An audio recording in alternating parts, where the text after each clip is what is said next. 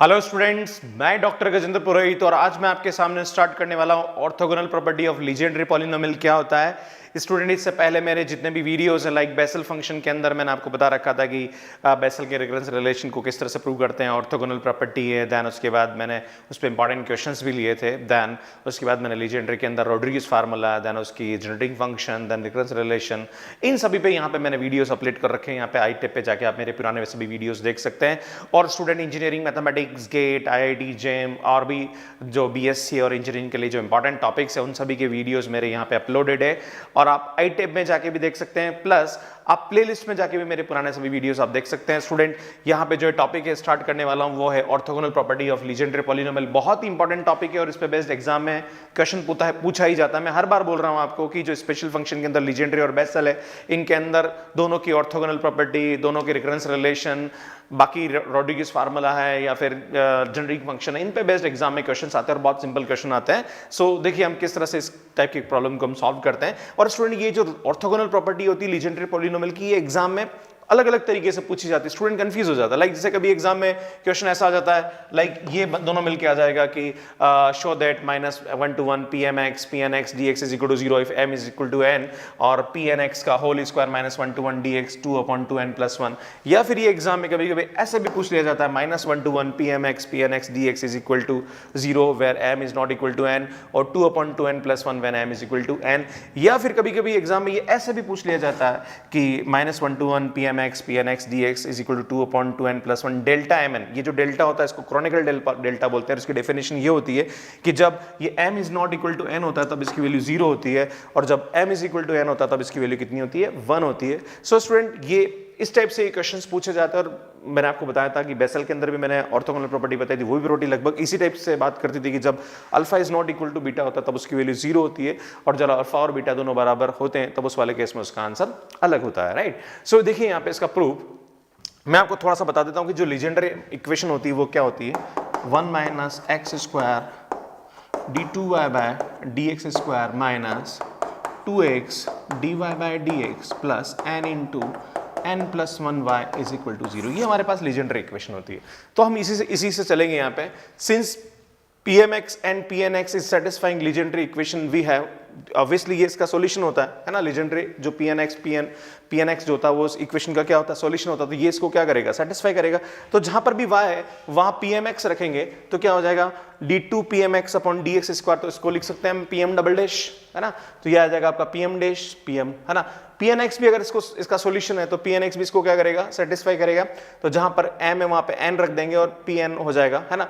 अब क्या करेंगे, ध्यान दीजिए अब आगे, क्योंकि अपने को pm और pn दोनों चाहिए प्रूफ में, तो अपने को दोनों लेके चलना पड़ेगा, है ना। Now multiplying 1/pn and 2/pm, इसको हम pm से मल्टीप्लाई करेंगे और इसको हम pm से मल्टीप्लाई करेंगे, देन दोनों को सब्ट्रैक्ट करेंगे। राइट। तो स्टूडेंट देखिए, मैं इसको pn से मल्टीप्लाई करता हूं, लाइक मैं यहां लिख देता हूं, है ना, pn × है ना।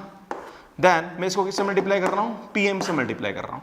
अब स्टूडेंट दोनों क्या कर रहे हैं? सब्ट्रैक्ट कर रहे हैं, ना। मैं सीधा लिख रहा हूँ, है ना। तो सबसे पहले देखो ये 1 - x² को क्या करेंगे स्टूडेंट? हम कॉमन निकालेंगे, है ना। अब देखो कॉमन निकालेंगे तो अंदर कितना बचेगा? pm डबल डैश pn, है ना, माइनस, क्योंकि ये सब्ट्रैक्ट हो रहा है तो ये क्या आ जाएगा? pn डबल डैश pm आएगा।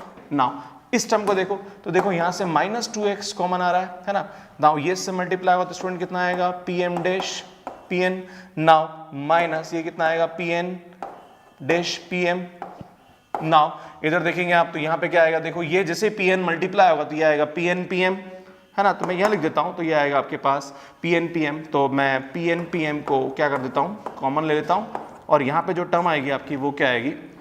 इसको इससे मल्टीप्लाई करेंगे तो ये आएगा m² + m, और ये से माइनस हो रहा तो ये आएगा माइनस का n² - n = 0। तो इसको इस तरह से हम यहाँ पे लिखते हैं।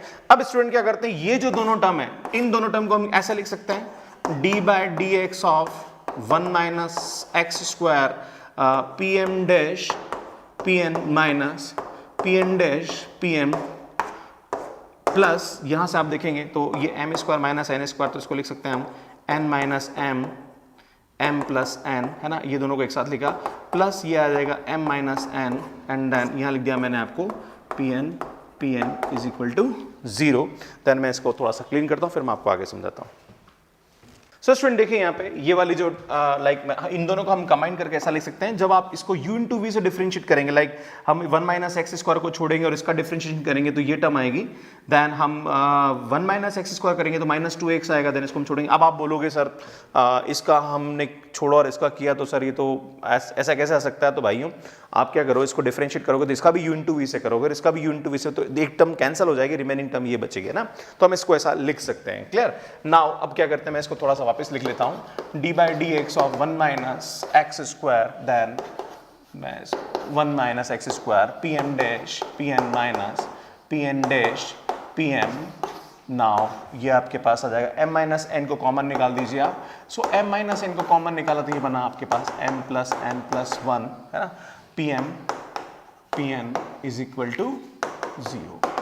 नाउ हम क्या करेंगे, अब उस टर्म को मैं उधर लेके जाता हूँ, तो मैं थोड़ा उधर लेके चला जाता हूँ है ना, तो ये आएगा 1 minus x square p m dash p n minus p n dash p m, ठीक है। नाउ इज इक्वल टू उधर जाएगा तो माइनस होगा, तो मैं माइनस अंदर ले लेता हूँ, तो इसको लिख देता हूँ n minus m plus n plus 1 p m. Now integrate, अब आपको प्रूव क्या करना है, एक्चुअली -1 से 1 करना है ना, तो आपको क्या करना है, now integrate with respect to x between -1 to 1 on both side of equation। तो दोनों साइड में हम क्या करेंगे, -1 to 1 करके इसका इंटीग्रेशन करेंगे। तो स्टूडेंट ये वाली जो टर्म है मैं इसको उधर लिख लेता हूं, तो n minus m plus n plus 1 और -1 से 1 ये आएगा पी एम डी एक्स लिख रहा हूँ, x नहीं लिख रहा हूँ। देन अब इसको भी करेंगे आप, तो ये आएगा -1 से 1 d by d x of 1 minus x square then p m dash p n minus p n dash p m into d x. पर स्टूडेंट यहाँ पे डी बाई डी एक्स से इंटीग्रेशन क्या हो जाएगा, हट जाएगा, तो ये आएगा n minus m plus n plus 1 -1 से 1 पी एन dx। तो ये इंटीग्रेशन से डिफरेंशिएशन क्या हो जाएगा, कैंसिल हो जाएगा, तो ये सीधा यहाँ क्या आ जाएगा, लिमिट आ जाएगी, तो ये आएगा p m dash p n minus p n dash p m. Now ये आ जाएगा आपके पास -1 से 1। पर स्टूडेंट आप देख रहे हैं जहां पर x में 1 रखेंगे तो 1 माइनस 1 का स्क्वायर क्या होता है, 0 होता है, और जैसे आप x की जगह -1 रखेंगे तो भी ये क्या होता है, 0 होता है। तो स्टूडेंट यहां से इसकी वैल्यू हमें क्या मिलेगी, 0 मिलेगी, है ना, if m is not equal to n, है ना।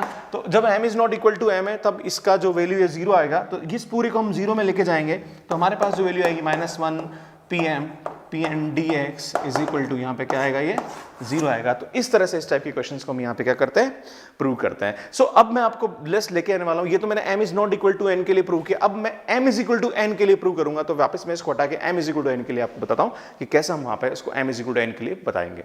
सो स्टूडेंट देखिए यहाँ पे m is not equal to n के लिए हम बात कर चुके हैं। Now when m is equal to n then हमें ये प्रूव करना है कि -1 to 1 पी एन एक्स का whole square d x is equal to क्या होगा, 2/2n plus 1।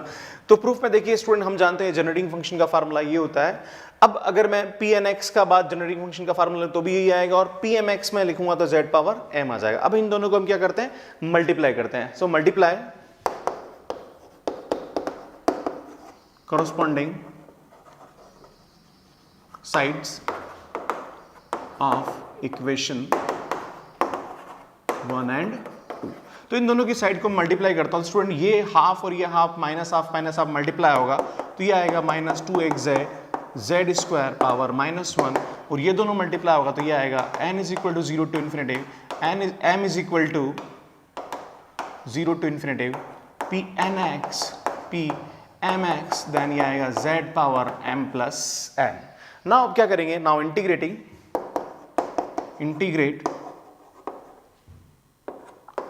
with respect to x, then we get, हम क्या करते हैं इसको इंटीग्रेट करते हैं with respect to x between -1 to 1 है, वे लिख दीजिए आप, है ना।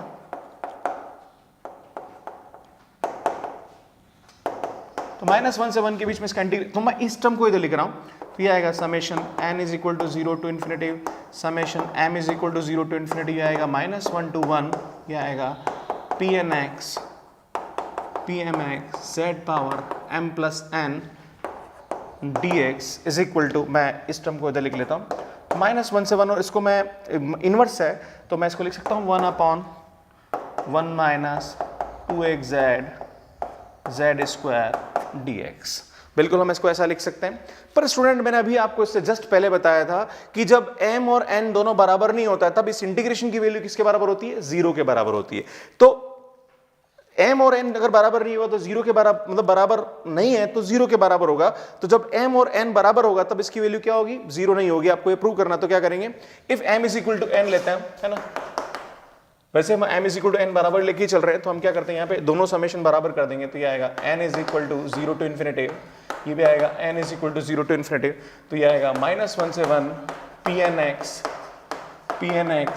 है ना। ये आएगा z पावर, ये n आएगा तो ये कितना आ जाएगा?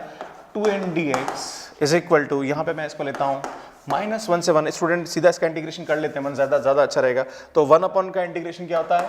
1 अपॉन x है, तो ये क्या आ जाएगा? 1 upon log 1 minus 2x z square, और ये यहाँ पे हम x के रेस्पेक्ट में कर रहे हैं तो ये आएगा माइनस का 1 अपॉन 2z, है ना। और लिमिट आ जाएगी आपके पास -1 से 1, राइट। नाउ क्या करेंगे स्टूडेंट, देखिए आप summation n is equal to 0 to infinity, summation n is equal to 0 to infinity -1 से 1, यह आएगा। वैसे समेशन एक ही लगाने की जरूरत है क्योंकि दोनों पे एक ही समेशन लग रहा है, तो मुझे लगता है डबल समेशन लगाने की जरूरत नहीं है। सो pnx का whole square z power 2n dx is equal to, student यहाँ पे आएगा माइनस का 1 अपॉन 2z। स्टूडेंट लिमिट रखेंगे हम, तो जैसे आप लिमिट रखेंगे तो जहाँ पर x है वहाँ 1 रखेंगे तो ये आएगा 1 minus 2z plus z square minus, फिर हम x की जगह प्लस रखेंगे तो ये आएगा 1 plus 2z plus z square. Now student हम जानते हैं इसकी जो वैल्यू है, मैं लिख देता हूँ यहाँ पे summation n is equal to 0 to infinity -1 से 1 pnx का whole square z power 2n dx is equal to -1 upon 2z। Student ये आ जाएगा log 1 माइनस z का होल स्क्वायर आ जाएगा आपके पास माइनस log, ये आएगा 1 प्लस z का होल स्क्वायर, है ना। पर जैसे पावर होती तो वो आगे आ जाती थी, 2 आगे आ जाएगी, 2 आगे आ जाएगा, 2 कॉमन निकल के यहाँ पे क्या कर देंगे, इसको हम कैंसिल कर देंगे तो ये आएगा -1 अपॉन z log 1 माइनस, एक काम करो इस माइनस को अंदर ले लेते हैं, तो ये आएगा 1 plus z minus log 1 minus z, ठीक है। ये टर्म लेंगे हम, देन इसको हम एक्सपांड करेंगे स्टूडेंट, तो यहाँ आएगा ये इसकी वैल्यू 1 बाय z, ये आएगा z minus z square by 2 z cube by 3, इस तरह से हमारे पास टर्म आती जाएगी। और यहाँ पे ये सभी नेगेटिव आएगा तो minus z square by 2 plus minus का z क्यूब बाय 3, इस तरह से हमारे पास क्या आती जाएगी, ये टर्म आती जाएगी ना। तो ये हमारे पास क्या आएगी, यहाँ पे टर्म आएगी। तो स्टूडेंट यहाँ पे देखिए आप लोग z स्क्वायर बाई 2 से z स्क्वायर बाई 2 की टर्म क्या हो जाएगी, कैंसिल, तो बाकी सब टर्म कैंसिल हो जाएगी। तो यहाँ आएगा हमारे पास ये z और ये z ट्वाइस हो जाएगा, तो मैं 2 बाहर निकाल लेता हूँ, तो ये आएगा z plus z cube by 3 plus z 5 by 5, इस तरह से हमारे पास टर्म आती जाएगी, है ना। ना इस z को डिवाइड कर दीजिए आप, तो 2, है ना। यहाँ पे हमारे पास क्या आएगा, z से z कैंसिल हुआ तो 1 plus z square upon 3 plus z power 4 upon 5, है ना। तो इस तरह से आता जाएगा। तो हम मैं यहाँ पे z पावर 2n की बात करूँ तो z पावर 2n है, तो यहाँ पे आएगा ये 2n प्लस 1, है ना, क्योंकि जो 4 है तो 5 आ रहा, 2 है तो 3 आ रहा है ना। तो अब हम क्या करेंगे, ये टर्म हमारे पास आ रही है। Now n is equal to 0 to infinity -1 से 1 pnx का होल स्क्वायर, यहाँ पे आएगा आपके पास z power 2n dx। Now equating coefficient of z power 2n, है ना। हम z पावर 2n का कोफिशिएंट को हम यहाँ पे क्या करते हैं, इक्वेट करते हैं। तो यहाँ जगह नहीं है तो मैं थोड़ा सा आपको यहाँ पे क्लीन करता हूँ, सॉरी। सो स्टूडेंट देखिए यहाँ पे हम इसका z पावर 2n का कोफिशिएंट देखेंगे। तो चलिए काम करो, इसको पहले मैं थोड़ा सिस्टमेटिक लिख लेता हूँ। n is equal to 0 to infinity, now -1 से 1, ये आएगा pnx का whole square z power 2n dx is equal to, मैं इसको खोलता हूँ यहाँ पे, तो मैं dx को पहले लिख लेता हूँ, देन ये z पावर 2n बाद में लिख लो, ज़्यादा अच्छा रहेगा, है ना। ना इसको खोलते हैं यहाँ पे, तो ये आएगा summation n is equal to 0 to infinity, है ना। यहाँ पे आएगा 1 अपॉन 2n प्लस 1, है ना। ये आएगा z power 2n। Now equating, वही सेम लाइन यहाँ लिख देंगे, equating coefficient of z power 2n on both side. तो स्टूडेंट यहाँ पे z पावर 2n का कोफिशिएंट कितना है, -1 से 1 pnx का होल स्क्वायर dx, और इधर के हमारे पास कितना आएगा 2/2n+1। तो इस तरह से इस क्वेश्चन को हम यहाँ पे क्या करते हैं, प्रूव करते हैं। तो इसका जो टोटल वैल्यू आएगा वो यहाँ पे आएगा। सो दोनों को हम कंबाइन करके इस तरह से लिख सकते हैं। यहाँ पे क्या लिख सकते हैं, -1 से 1 pnx dx की जो वैल्यू होती है वो 0 होती है if m is not equal to n, और 2/2n+1 होती है if m is equal to n। तो इस तरह से हम ऑर्थोगोनल प्रॉपर्टी का क्या करते हैं, यहाँ पे प्रूव करते हैं। सो स्टूडेंट, मुझे लगता है ये जितना भी टॉपिक है आपको समझ में आया होगा। इस पे बेस्ड आगे और भी जो न्यूमेरिकल है वो मैं आपके सामने लूंगा। अब नेक्स्ट जो टॉपिक मैं स्टार्ट करने वाला हूँ partial differential equation with constant coefficient, है ना, homogeneous partial differential equation with constant coefficient. Then उसके बाद जो हीट और वेव इक्वेशंस और इनके भी हम लोग लेने वाले हैं यहाँ पे। सो स्टूडेंट बने रहिए मेरे साथ, बहुत ही अच्छा कंटेंट मैं आपके लिए लेके आने वाला हूँ। Thank you so much for watching my videos. Last में मेरी प्ले लिस्ट आ रही है, इन सबको आप देख सकते हैं और यहाँ पे जाके आप मुझे सब्सक्राइब कर सकते हैं। Thank you so much.